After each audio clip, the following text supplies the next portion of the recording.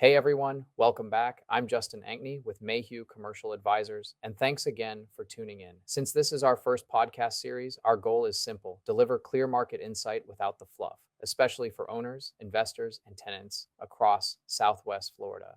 Today, I'm covering the Charlotte County industrial market based on our latest industrial market report. And right off the bat, Charlotte County is a very different type of industrial market than some of the larger counties around it. It's smaller, more local, and less institutional, which means the data can move quickly. One large transaction, one tenant relocation, or one new development can materially shift the trends.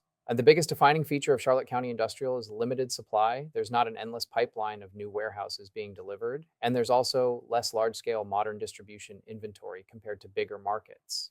That scarcity is a major reason the market remains relatively stable even when broader conditions shift. From a leasing standpoint, the tenant base is primarily made up of local and regional operators, contractors, service companies, smaller distribution groups, and businesses supporting regional population growth.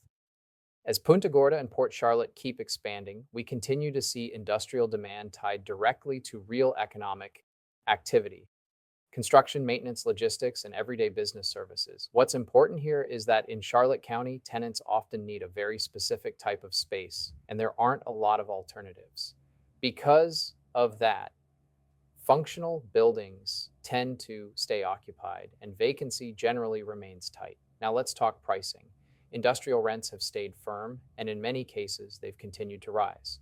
That's not necessarily because Charlotte County is seeing explosive demand.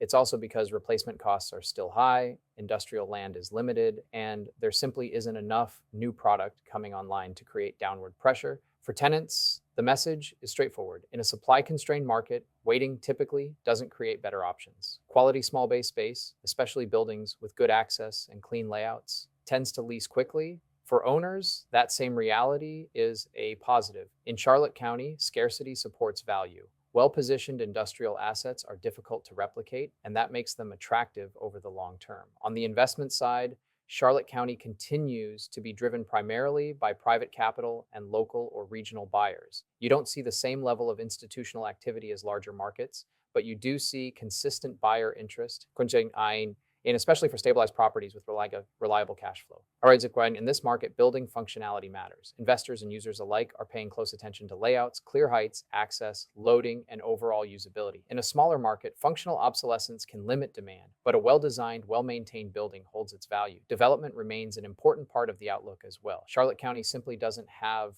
the volume of new industrial construction that larger counties do. And that's one reason the market has stayed relatively balanced. So here's the takeaway: Charlotte County Industrial is a stable market built on limited supply, consistent local demand, and long-term population growth. It may not always generate the biggest headlines, but it's a market where the fundamentals remain strong. I'm Justin Ankney with Mayhugh Commercial Advisors. Thanks again for listening, and we'll see you on the next episode.